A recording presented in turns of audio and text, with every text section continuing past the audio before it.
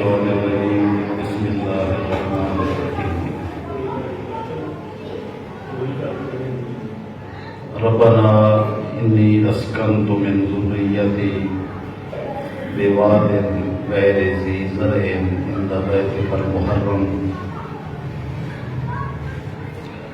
ربنا ليقيموا الصلاة فاجعل أفئدة من الناس تهوي إليهم وارزقهم من الثمرات لعلهم يشكرون صدق الله مولانا العظيم وصدق رسوله النبي الأمي الكريم ونحن على ذلك من الشاهدين والشاكرين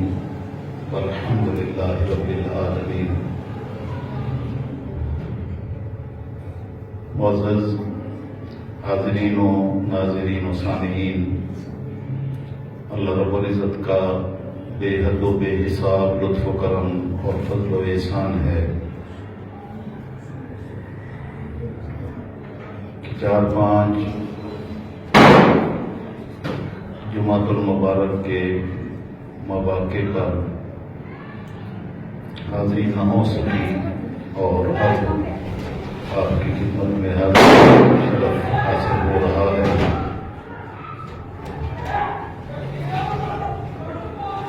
اللہ رب العزت نے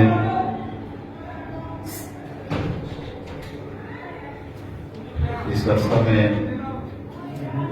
ایک طرف حرمین شریفین کی حاضری کا بھی شرف بخشا اور یہ محض اس کا لطف و کرم اور اس کا فضل و احسان ہے، کیونکہ اس کے لطف و کرم اور اس کے فضل و احسان کے بغیر نہ تو بیت اللہ شریف کی زیارت کا شرف نصیب ہوتا ہے اور نہ ہی تاجدار کائنات صلی اللہ علیہ وسلم کی بارگاہ اقدس کی حاضری.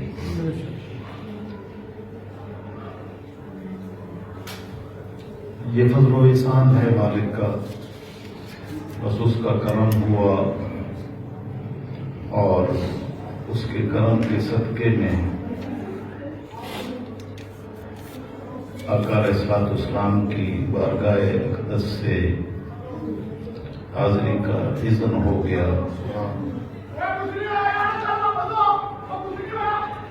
میں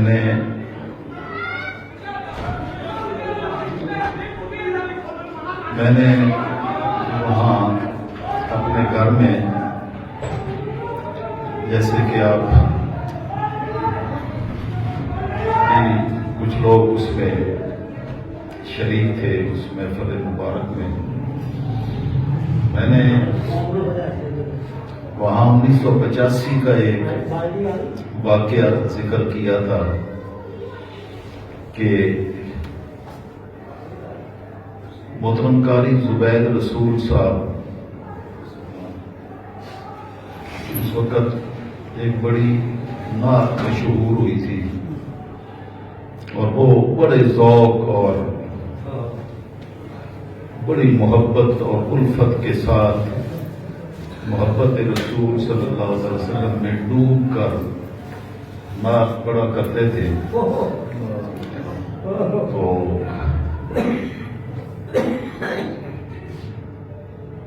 وہ آنکھیں بند کر کے اس میں ایسے مست ہوتے کہ بس ارد گرد کی خبر ہی نہیں ہوتی تھی. تو میں نے سارے ساتھیوں کو وہ واقعہ یاد دلایا اور قادری صاحب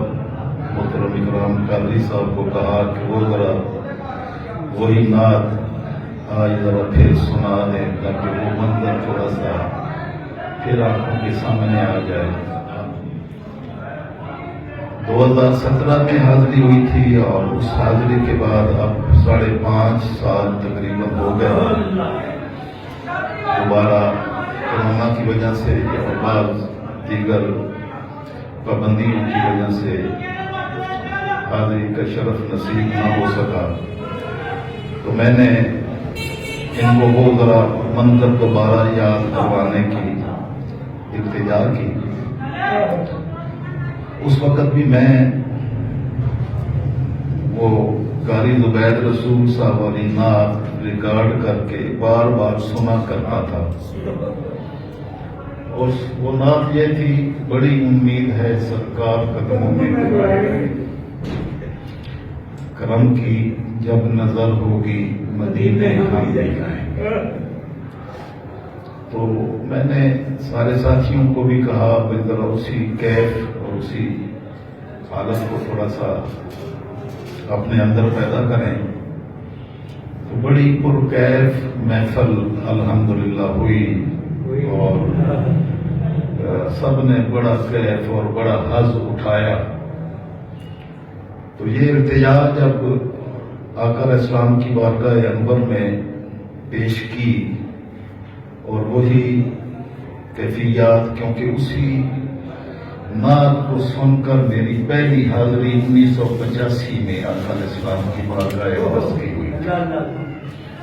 تو میں نے کہا کہ وہی نعت ذرا دوبارہ گنگنائیں، شاید وہاں سے نظر ہو جائے اور بلاوا آ جائے۔ یقین جانے کہ شاید درمیان میں 3 یا 4 دن گزرے تھے، میرا ویزا لگ کے آ گیا، اور یہ سفر عشق و محبت، یہ سفر حرمین شریفین، یہ سفر عشق و محبت ہے۔ یہی میرا عنوان گفتگو ہے کہ مدینہ طیبہ اور مکہ مکرمہ کی حاضری سفر عشق و محبت ہے، اور عشق و محبت کے راستے میں اور عشق و محبت کے سفر میں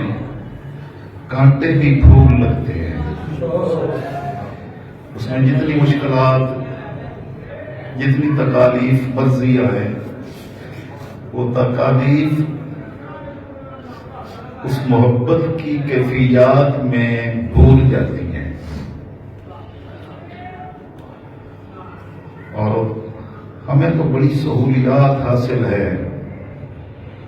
کہ ہم ہوائی جہاز کے ذریعے سے بڑی آسانیوں کے ساتھ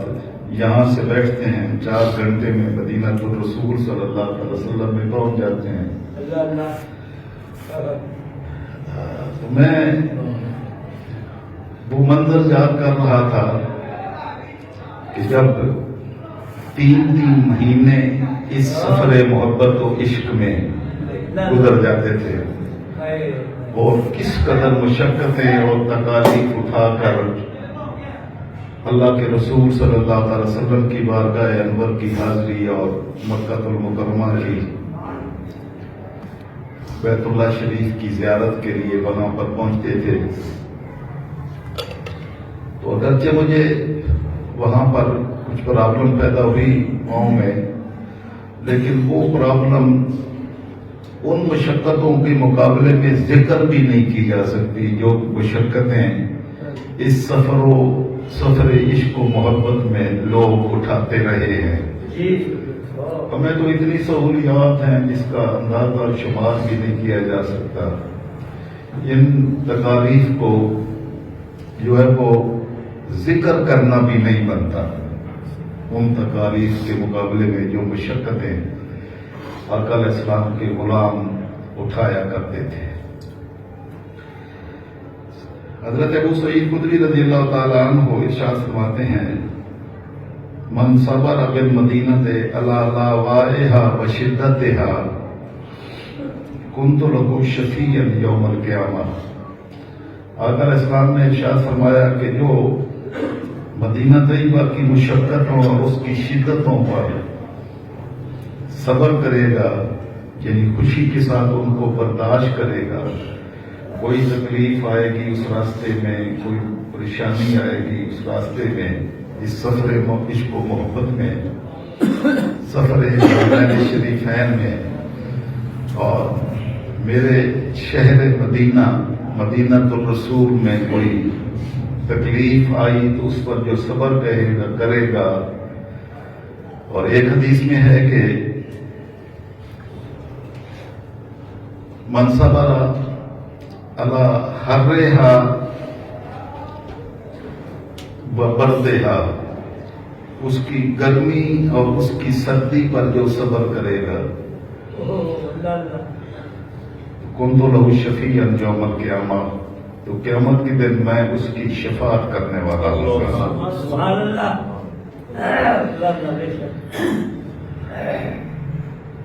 تو میں یہ سمجھتا ہوں کہ اس سفر محبت میں جو بھی کوئی تکلیف آئے تو وہ تکلیف ہوتی نہیں ہے اگر من میں یہ چیز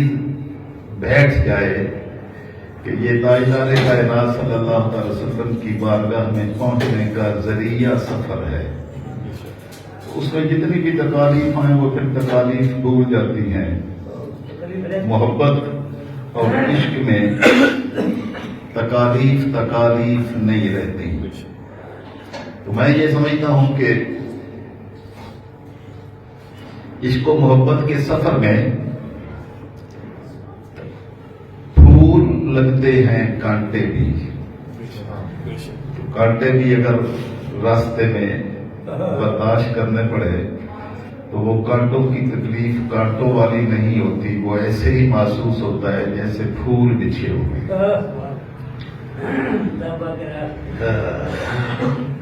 سیدنا ابراہیم خلیل اللہ نے، اللہ کے نبی علیہ الصلوۃ والسلام نے، جب سیدہ ہاجرہ اور سیدنا اسماعیل ذبیح اللہ نے دودھ پیتے فرزند ارجمن کو وہاں جہاں زمزم ہے، وہاں جب اللہ کے حکم کی تعمیل میں چھوڑ کے وہاں سے واپس مروہ والی سائٹ پر یا شمال والی سائٹ پر جہاں سے شام سے آئے تھے ادھر واپس گئے تو وہاں مروہ کی پہاڑی پر کھڑے ہو کر آپ نے یہ دعا کی تھی، ربنا انی اسکنت من ذریتی، باری تعالیٰ میں نے اپنی ذریت، اپنی آل اولاد کو بواد غیر ذی زرع، ایسی وادی میں چھوڑا ہے جس میں سبزے کا ایک تنکا بھی پیدا نہیں ہوتا، چٹیل وادی غیر ذی زرع، جس میں زراعت نہیں ہوتی، سبزہ نہیں ہوتا، بیت کا محرم۔ تو سبزے سے خوبصورتیاں بنتی ہیں لیکن یہاں تیرے مقدس گھر سے خوبصورتیاں بنی ہیں۔ تو میں نے تیرے گھر کے پاس اپنی اولاد کو چھوڑا ہے، ذریت کو چھوڑا ہے، اپنے گھر والوں کو چھوڑا ہے۔ ربنا لیقیموا الصلاۃ،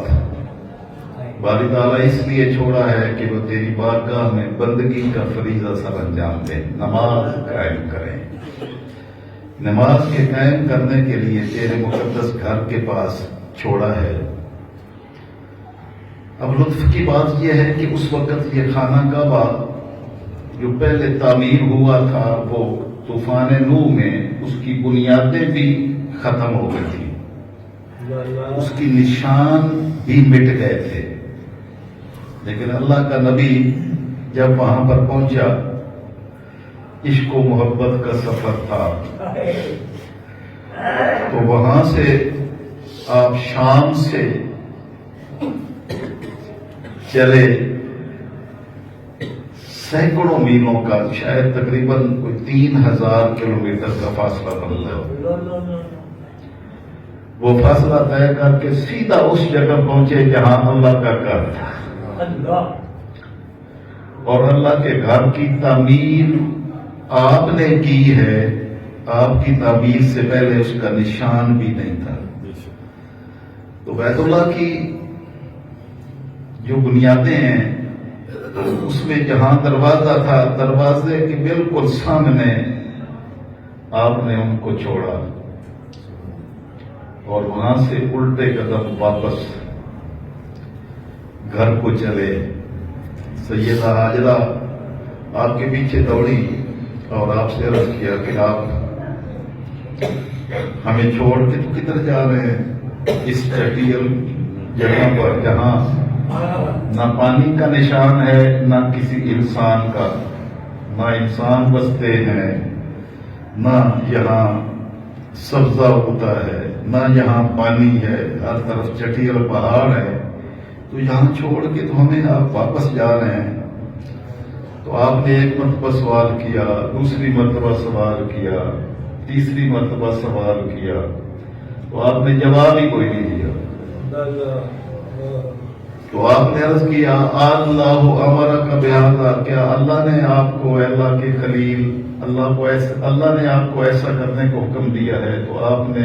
جواب میں سر ہلایا۔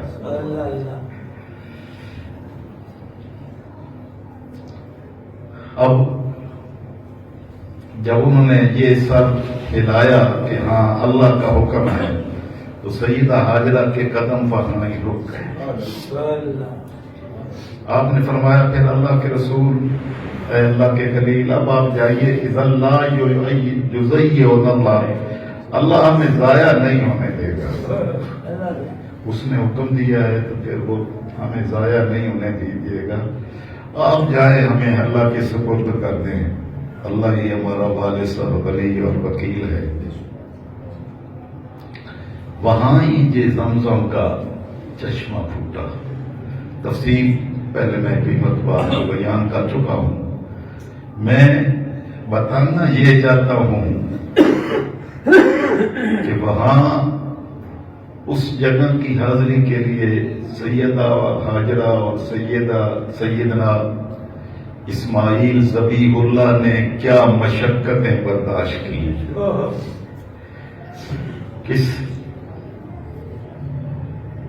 کن کن تکالیف سے گزرے،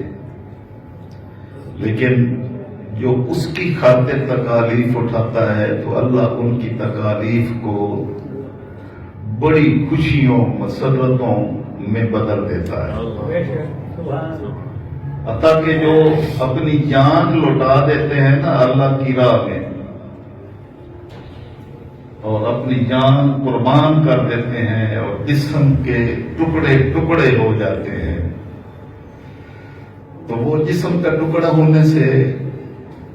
ویسے تو تکلیف ہوتی ہے، عام طور پر اگر کسی کے جسم کا کوئی ٹکڑا کاٹ دیا جائے تو اس سے تکلیف ہوتی ہے۔ آپ کو معلوم ہے جب کسی کا آپریشن کیا جاتا ہے تو پہلے اس کو سینس لیس کیا جاتا ہے، اس کو پتہ ہی نہیں چلتا کیا کیا جا رہا ہے، لیکن وہاں پر کوئی انجیکشن نہیں لگایا جاتا، وہاں عشق الہی اور عشق رسول کا انجیکشن لگایا جاتا ہے، اور جب وہ عشق رسالت مآب کا انجیکشن لگے تو پھر تکالیف نہیں رہتی۔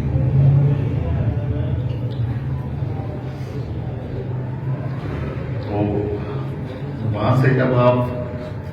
واپس جا رہے تھے تو کمال، ایمان کا کمال، سیدہ حاجرہ سلام اللہ علیہا،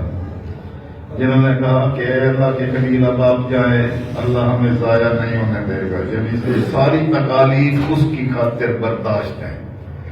ہم یہ ساری تکلیفیں اٹھانے کے لیے، برداشت کرنے کے لیے تیار ہیں، آپ ہمیں اللہ کے سپرد کر کے چلے جائیں۔ تو ابراہیم خلیل اللہ نے وہاں مروہ کی پہاڑی پر کھڑے ہو کر یہ اللہ کی بارگاہ میں دعا کی تھی، التجا کی تھی، فَجْعَلْ أَفْئِدَةً مِّنَ النَّاسِ، باری تعالیٰ لوگوں کے دلوں میں یوں تبدیلی پیدا کر دے، لوگوں کے دلوں کو ایسا کر دے، تَحْوِی إِلَيْهِمْ، کہ وہ میری اس آل اولاد اور میری ذریت کی طرف گرتے پڑتے آئیں، گرتے پڑتے آئیں۔ یہ حقیقت سمجھنے سے آپ کو بہت بڑا مسئلہ بھی حل ہو جائے گا کہ یہاں سے جو جائے تو سید الانبیاء صلی اللہ علیہ وسلم کی بارگاہ کی حاضری کی نیت کر کے جائے۔ تو تو یہ صرف اسے نصیب ہوگا جس کے لیے ابراہیم خلیل اللہ نے دعا کی تھی۔ ابراہیم خلیل اللہ نے دعا یہ نہیں کی تھی، آنا ذکر آیا اندہ بیت کا محرم باری تعالیٰ میں نے اپنی آل اولاد کو، میری اپنی ذریت کو، اپنے گھر والوں کو تیرے گھر کے پاس چھوڑا ہے، لیکن دعا یہ نہیں کی ہے کہ لوگ تیرے گھر کی طرف گرتے بڑھتے آئے، یہ دعا نہیں کی، بلکہ فَجْعَلْ أَفْئِدَةً مِّنَ النَّاسِ تَهْوِي إِلَيْهِمْ۔ کعبہ نہیں کہا کہ کعبہ کی زیارت کے لیے گرتے پڑتے آئے، بلکہ دعا کی تَهْوِي إِلَيْهِمْ، میرے گھر والوں کی زیارت کے لیے گرتے پڑتے آئے۔ اور جب ان کی زیارت کے لیے آئیں گے تو ان کے صدقے میں حج تو ہو ہی جائیں گے، عمرے بھی ہو جائیں گے، حج بھی ہو جائیں گے۔ تو اعلیٰ حضرت نے کیا کمال اس کا ترجمہ کیا اور فرمایا ان کے طفیل حج تو خدا نے کرا دیے، اصل الاصول حاضری اس پاک در کی ہے، یعنی اصل حاضری تو سید الانبیاء صلی اللہ علیہ وسلم کی بارگاہ انور کی ہے۔ آپ کے صدقے میں حج بھی ہو جائیں گے، عمرے بھی ہو جائیں گے، بیت اللہ کی زیارتیں بھی نصیب ہو جائیں گی۔ آقا علیہ السلام نے اہل مدینہ کے لیے ایک نئی عمرے کی فیسیلٹی عطا فرما دی مدینہ رسول میں رہنے والے لوگوں کو، کہ جو یہاں مسجد نبوی شریف سے نیت کر کے مسجد قباء میں جائے گا اور وہاں جا کے 2 نفل پڑھے گا تو اس کا عمرہ ہو جائے گا۔ کیا کیفیت نے سید الانبیاء صلی اللہ علیہ وسلم نے بنا دی۔ تو یہ دعا کی تھی حضرت ابراہیم خلیل اللہ نے کہ باری تعالیٰ ان کی طرف گرتے پڑتے آئے، تو یہ تَهْوِي إِلَيْهِمْ والی جملہ اور کلمات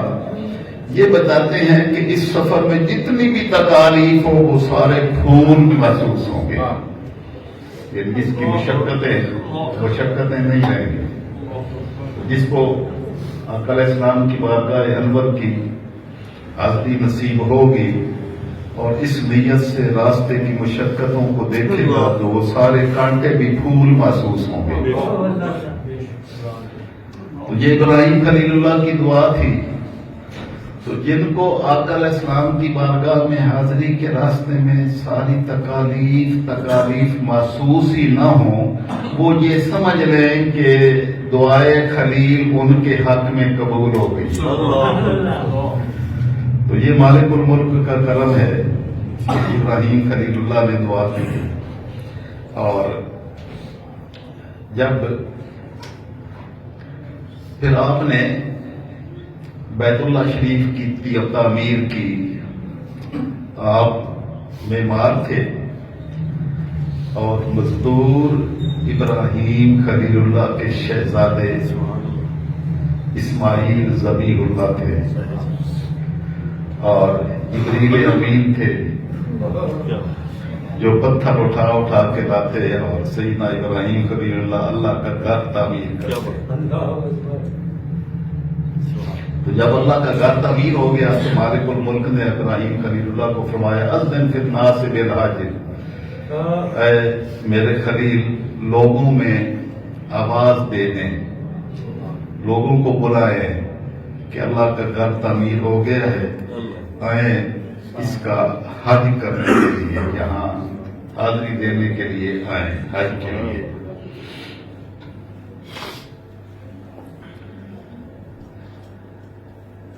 تو عرض کی یا باری تعالیٰ میری آواز کتنے لوگوں تک پہنچے گی؟ میں اگر لوگوں کو بلاؤں تو یہاں کتنے لوگ ہوں گے جو میری آواز کو سنیں گے؟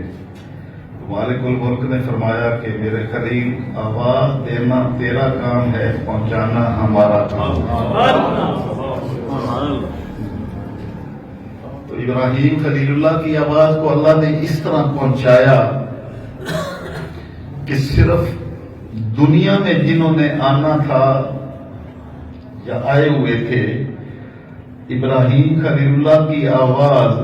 صرف ان تک نہیں پہنچی، بلکہ جو عالم ارواح میں ابھی تھے اور قیامت تک جنہوں نے آنا تھا ان تک بھی آپ کی ندا کو اللہ نے پہنچا دیا کہ آئیں یہاں۔ تو جب اللہ کے نبی کی آواز وہاں تک پہنچی، عالم ارواح تک بھی پہنچی، تو جس نے اس آواز کو سن کر لبیک اللہم لبیک کہا تو اللہ نے اس کو اتنے حج عطا فرما دیے جتنی مرتبہ اس نے لبیک کہا۔ تو یہ سفر عشق و محبت ہے، اور محبت والوں کو ہی پتا ہے کہ اس راستے کی مشقتیں انسان دور جاتا ہے، مشقتیں یاد ہی نہیں رہتی جب نظر ادھر رہتی ہے۔ تو حسن یوسف کو دیکھ کر تو زنان مصر نے اس محبت کے سفر میں انگلیاں کاٹ ڈالی تھیں، تو یہاں تو سر کٹاتے ہیں تیرے نام کے مردان عرب، وہاں انگشت زنا عورتوں نے انگلیاں کاٹی تھیں، یہاں تو بڑے مرد مردان عرب جو اپنی جنگجوئی میں اور اپنی صلابت اور سختی میں اپنی شجاعت میں نام رکھتے تھے، وہ اپنی گردنیں کٹا دیتے ہیں، یہاں انگلیاں کٹوانا تو معمولی بات ہے۔ تو جس کو اپنی منزل سامنے نظر آ رہی ہو تو اس منزل کے راستے میں آنے والی تکالیف نہیں رہتی۔ اس لیے میں نے ہمیشہ اپنے متعلقین جو میرے ساتھ کچھ وابستہ ہیں، وہ مجھے اگر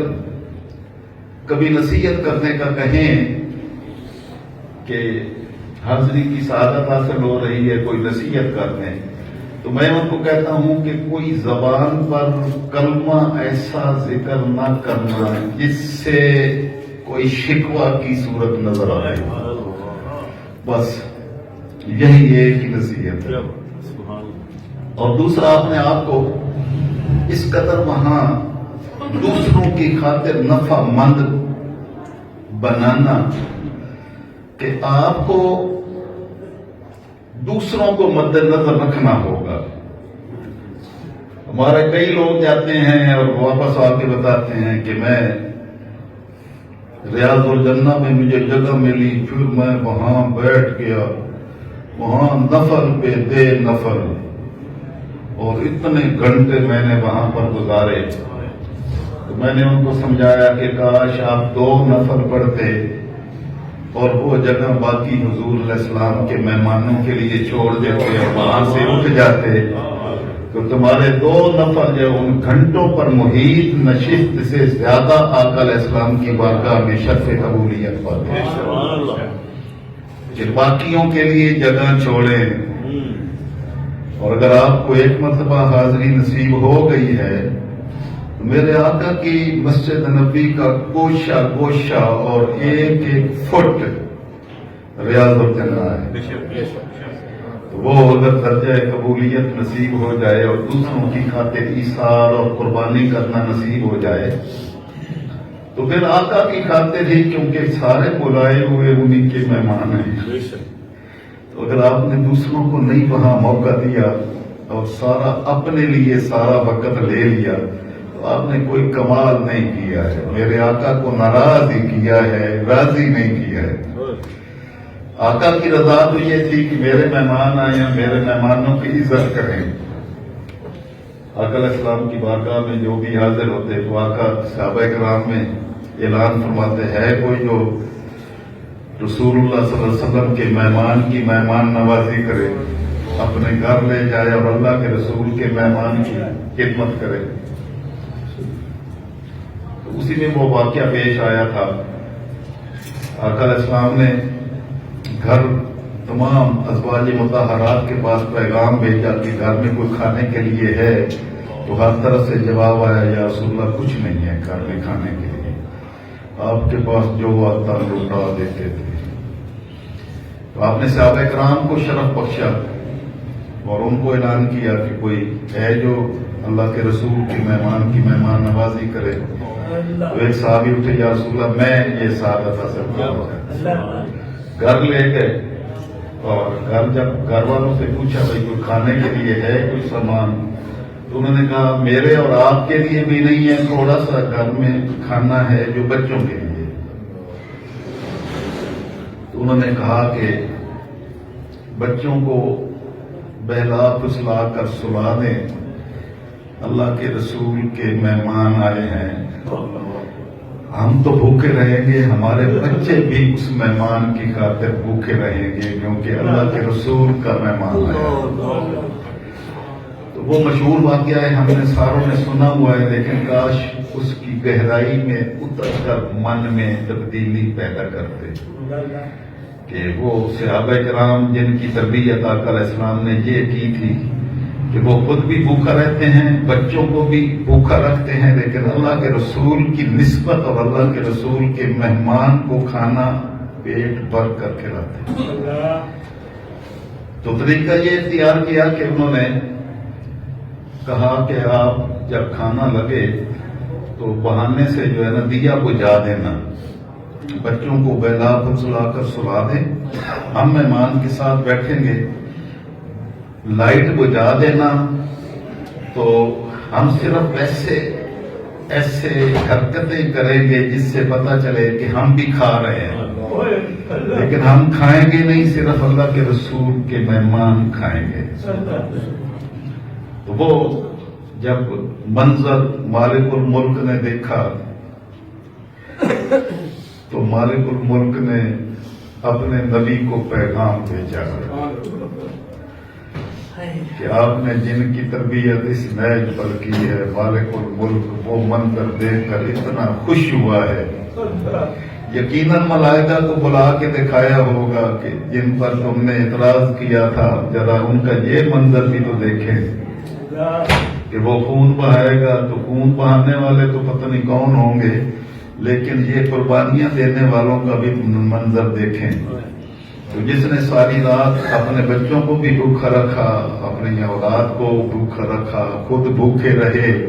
تو یہ ساری تکالیف اللہ کی رضا کی خاطر تھے کہ جن کی نظریں ادھر ہوتی ہیں وہ ساری تکالیف راستے کی بھول جاتے ہیں، وہ تکالیف نہیں رہتی۔ جنتی جب جنت میں چلے جائیں گے تو جنت میں ہر قسم کی نعمت ہوگی، جو بندہ طلب کرے گا وہ موجود ہوگا، جو چاہے گا، جو وہ خواہش کریں گے وہ اللہ کی نعمت موجود ہوگی۔ وہاں کسی شے کو جانا نہیں پڑے گا لینے کے لیے، ہر شے خود بخود موجود ہوگی جو من میں آئے گا۔ ان ابدی نعمتوں اور لازوال نعمتوں جن کا کوئی ثانی نہیں ہے، تمہارے کل بول کے ایک دن جنتی ان سے پوچھے گا کہ کوئی اور تمنا آرزو ہے کہ جو تمہیں چاہیے ہو، یہ جنت کی ساری نعمتیں دے کر کوئی تمنا آرزو باقی رہ تو نہیں گئی؟ آقا علیہ السلام نے فرمایا کہ شہداء کھڑے ہوں گے جنہوں نے اپنی جان اللہ کی رضا کی خاطر قربان کر کے اپنے جسم کے ٹکڑے کروا لیے تھے نا، وہ کھڑے ہوں گے، عرض کریں گے باری تعالیٰ تیری جنت میں سب کچھ ہے لیکن ایک چیز نہیں ہے۔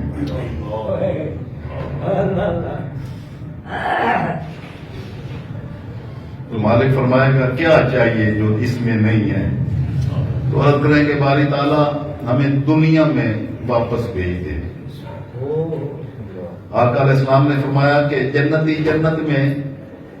دنیا میں واپس آنے کے لیے کب تیار ہو سکتا ہے؟ کس کی خواہش ہو سکتی ہے کہ واپس دنیا کے جنجیلوں میں جا پڑے؟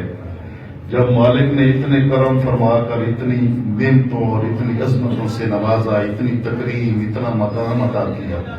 تو واپس آنے کی کوئی طلب نہیں کرے گا الا شہید، سوائے شہداء کے۔ تو غور کریں گے باری تعالیٰ، جب ہم دنیا میں تھے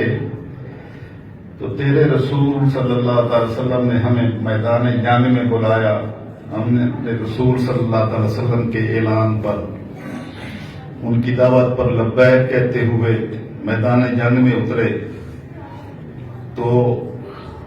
اپنے وجود کے ٹکڑے کرواتے ہوئے جو مزہ تیرے دیدار کا آیا تھا نا، وہ تیری جنت میں نہیں ہے۔ تو ہمیں واپس بھیج دے تاکہ ہم ایک مرتبہ پھر شہید ہوں۔ تو آقا علیہ السلام نے فرمایا کہ میری خواہش ہے کہ میں اللہ کے راستے میں شہید کیا جاؤں۔ یہ آقا علیہ السلام نے ارشاد فرمایا، میری تمنا و آرزو ہے کہ اللہ کے راستے میں اقتل، مجھے شہید کیا جائے، ثم احیا، پھر مجھے زندہ کیا جائے، ثم اقتل، پھر شہید کیا جائے، ثم احیا، پھر زندہ کیا جائے، ثم اقتل، پھر شہید کیا جائے، ثم احیا، پھر زندہ کیا جائے، ثم اقتل، پھر شہید کیا جائے۔ یہ آقا علیہ السلام نے اللہ کی بارگاہ میں التجا کی۔ تو میں نے جو کہا تھا کہ سفر عشق و محبت میں پھول بھی کانٹے بھی پھول لگتے ہیں، یہ شہداء سے پوچھیں، جنہوں نے یہ جانیں لٹائی ہیں اللہ کی رضا کی خاطر، ان سے پوچھے کہ یہ اللہ کی راہ میں قربانیاں دیتے ہوئے کیا مزہ اور کیا کیف آتا ہے۔ جنتیوں کو بھی وہ نہیں ملے گا جو ان لٹانے والوں کو ملے گا، اور یہ منظر، یہ کیف جنت میں جنتیوں کو نہیں ملے گا۔ وہ تمنا کریں گے کہ باری تعالیٰ واپس دنیا میں بھیج، وہ ایک مرتبہ نظارہ پھر آنا چاہیے۔ تو یہ اصل میں سفر جو اللہ اور اس کے رسول صلی اللہ علیہ وسلم کی محبت میں کیا جاتا ہے، اس کی تکالیف رہتی ہی نہیں ہے۔ اس لیے ہر بندے کو جس کو اللہ یہ سعادت نصیب فرمائے تو اس کی آنکھیں تکالیف پر نہیں ہونی چاہیے، بلکہ وہ جو اللہ نے اپنے رسول صلی اللہ علیہ وسلم کی بارگاہ اقدس کی حاضری دی ہے، اس میں اگر کروڑ تکلیف بھی آئیں تو وہ ساری تکالیف نہیں رہتی۔ عشق و محبت کے سفر میں وہ سارے پھول نظر آتے ہیں۔ اللہ رب العزت نے کرم فرمایا، آقا علیہ السلام کی بارگاہ انور کی حاضری نصیب ہوئی۔ 2018 میں میرے پاؤں کا فریکچر ہوا تھا، تو اس کے آپریشن میں وہ 7 ہڈیوں کو سیدھا کرنے کے لیے پنیں ڈالی گئی تھی۔ تو وہ میں نے بعد سے مشورہ بھی کیا، تو انہوں نے کہا کہ اگر تکلیف نہیں ہے تو وہ نہ نکلوائیں، اگر تکلیف کریں گے تو پھر کروا دینا۔ تو وہ میں نے 5.5 سال ہو گئے تھے وہ اتنی نکلوائی نہیں تھی، اور جب سید الانبیاء صلی اللہ علیہ وسلم کی بارگاہ کی حاضری ہوئی تو میں یہ سمجھا کہ آقا نے فرمایا ہے ہمارے پاس آئے ہو ایڈمٹ ہو جاؤ، اور شاید یہ بعد میں کوئی تمہارے لیے زیادہ تکلیف کا سبب ہوں، ہم آپ کا آپریٹ ہی کر دیتے۔ تو وہاں ایسی کیفیات پیدا ہو گئی، وہ انفیکشن بنی، اور میں حیران تھا کہ سٹیل کی پن اتنی بڑی درمیان میں ٹوٹ گئی، پتہ نہیں کیسے ٹوٹ گئی۔ تو وہ سفر محبت میں جہاں تو اتنا چلنا نہیں ہوتا تھا، وہاں تو آقا علیہ السلام کی بارگاہ اقدس کی حاضری دینے والوں کے لیے چلنا تو لازم ہوتا ہے۔ تو وہ چلتے رہے، اسی میں یہ ایک نئی سچویشن پیدا ہو گئی۔ یہاں سے مدینہ تو رسول صلی اللہ علیہ وسلم میں ہی پہلی حاضری تھی آقا علیہ السلام کی بارگاہ اقدس میں، وہاں سے مکہ مکرمہ جانا تھا، پھر واپس مدینہ تو رسول میں واپس آنا تھا، مدینہ طیبہ میں وہاں سے واپسی تھی۔ تو میں جب یہ یہاں سے پہلے گئے تو وہاں حاضری ہوئی، پھر مکہ مکرمہ حاضری ہوئی، عمرہ ہو گیا تو یہ تکلیف پڑ گئی، تو پھر وہاں سے مجھے جلدی واپس آنا پڑا اور آ کے سیدھا ادھر ایڈمٹ ہوئے اور وہ آپریٹ ہوا، وہ پنیں نکال دی گئی۔ اب اس کے ہیل اپ ہونے کا سلسلہ تھا، وہ الحمدللہ پچھلے جمعہ پر آپ کی زیارت کے لیے حاضر ہونا تھا، میری نیت تھی، لیکن وہ اجازت نہیں دی گئی کہ ابھی زخم جو ہے نا وہ ہیل اپ نہیں ہوا ہے، تو آپ ایک ہفتہ ٹھہر جائیں۔ تو میں نے وہ ان کی ہدایت پر جو ہے نا وہ یہ پچھلا جمعہ مس کیا، تو میں نے کہا انشاءاللہ آج آپ کی خدمت میں آپ کی زیارت کے لیے ضرور حاضری ہوگی۔ تو ہم وہاں کے تبرکات میں میں ہمیشہ مکہ مکرمہ کا جو تبرک ہے وہ زمزم لاتا ہوں، اور مدینہ الرسول کا جو تبرک ہے وہ کھجوریں لاتا ہوں۔ اس دفعہ اس مجبوری کی وجہ سے میں کوئی زیادہ نہ خریداری کر سکا نہ جا سکا، تو میں نے اپنے ایک ساتھی کی ڈیوٹی لگائی اور کی کہ وہاں سے ہر ایک کے پاس اپنے ہوتے ہیں، لیکن میں نے کہا کوئی تھوڑی سی کھجوریں میرے قلعہ گجر سنگھ کے دوستوں کے لیے لے آنا۔ تو میں وہ اب اس دفعہ پچھلی دفعہ میں جب 17 میں گیا تھا تو میں 65 کلو کھجوریں لے کے آیا تھا، یہ فیضان مدینہ الرسول بانٹنے کے لیے کہ آقا علیہ السلام کی بارگاہ اقدس کا فیضان زیادہ سے زیادہ لوگوں تک پہنچے۔ لیکن اس دفعہ وہ اتنا نہیں ہو سکا، بس وہ تھوڑی سی کھجوریں ہیں، تو وہ مدینہ طیبہ کی تبرک ان کھجوروں کی شکل میں آپ کو 2 کھجوریں وہاں دروازے پر باہر لکھتے ہوئے دیں گے، اور زمزم لے آیا ہوں، وہ ادھر جو ہے وہ ساتھیوں نے رکھا ہوا ہوگا، وہ مکہ مکرمہ کا تبرک ہے۔ یہ دونوں جو ہے وہ میری خواہش تھی وہ اللہ نے پوری کر دی۔ کل وہ کھجوریں لے کے وہ دوست آ گئے کھجوریں، تو میرے پاس تو آپ کو پیش کرنے کے لیے کچھ نہیں تھا سوائے آپ کی زیارت کے، تو میں اللہ کا شکر ادا کرتا ہوں کہ آقا علیہ السلام کی بارگاہ اقدس کا فیضان بھی جو ہے ان کھجوروں کی شکل میں پہنچ گیا۔ اب تھوڑے کو ہی زیادہ سمجھنا، تو اللہ رب العزت ہم سب کو بس یہ کیفیات عطا کر دے کہ ہم اللہ اس کے رسول کی خاطر دوسروں کے لیے سینہ کھول دیں۔ اگر سینہ کھل گیا دوسرے بھائیوں کے لیے تو سمجھیں کہ دین آ گیا۔ میں نے ہمیشہ ایک ہی بات سمجھائی ہے کہ دین کی تعریف اگر پوچھیں دین کیا ہے، دین اسلام کیا ہے، تو دین اسلام دوسرے بھائیوں کی خیر خواہی اور بھلے کی سوچ کا نام ہے۔ جس کو مالک نے اپنے من میں یہ کیفیت دے دی ہے کہ اس کا سینہ کھلا ہے دوسرے بھائیوں کی خاطر، تو سمجھے کہ دین آ گیا ہے۔ اور جس کو یہ من کی بخیلی نصیب ہوئی ہے، من میں بخل ہے اور من سینہ کھلتا نہیں ہے اپنے بھائیوں کی خاطر، اور اس کے چہرے پر یبوست طاری رہتی ہے، اپنے بھائیوں کو دیکھ کر مسکرا نہیں سکتا، تو سمجھے کہ دین کا کچھ حصہ من میں داخل نہیں ہوا۔ بس یہ پیمانہ ہے۔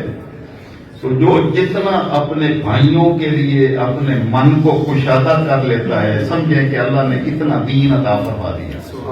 اور جس کو اپنے بھائیوں کا دکھ نہ نظر آئے، خوشی نہ نظر آئے، اور وہ دوسروں کو خوش دیکھ کر خوش نہ ہو، سمجھے کہ دین نہیں آیا۔ آپ جتنی لمبی نمازیں پڑھتے رہیں، کچھ بھی نہیں کیا ہے۔ نمازیں صرف ان کی قبول ہوتی ہیں جن کے سینے دوسروں کے لیے کھلے ہوتے ہیں۔ سفر مدینہ طیبہ کا ایک ہی سبق ہے کہ جس کو اللہ کے رسول صلی اللہ علیہ وسلم نے اپنی در انور پر بلایا ہے، وہ دوسروں کے لیے اپنے سینے میں کتنی گنجائش رکھتا ہے. تو میں نے ابھی پہلے بیان کر دیا، بہت سارے لوگ ابھی بعد میں آئے، ان کو بھی یہ سبق بتا دوں، سبق سکھا دوں کہ وہاں آقا علیہ السلام کی بارگاہ اقدس میں جدھر جگہ مل جائے نا وہی ریاض الجنہ ہے. اور اگر آپ کو ریاض الجنہ میں جگہ ملے تو صرف 2 نفل پڑھیں اور وہاں سے اٹھ جائیں کہ آقا آپ کے بڑے مہمان آئے ہوئے ہیں، سارے یہاں میں سعادت کو حاصل کریں گے. تو آپ کے گھنٹوں وہاں پر بیٹھنے کے مقابلے میں وہ 2 منٹ کی حاضری زیادہ قبولیت کا مقام حاصل کریں گے. اللہ رب العزت اس سفر سعادت کو اپنی بارگاہ میں اور اپنے محبوب علیہ السلام کی بارگاہ اقدس میں شریف قبول عطا فرمائے. آپ سب کے لیے بھی بڑی دعائیں کی ہیں، اور اللہ رب العزت آپ سب کو بھی آقا علیہ السلام کے بارگاہ اقدس کی اور اپنے مقدس گھر کی زیارت نصیب فرمائے.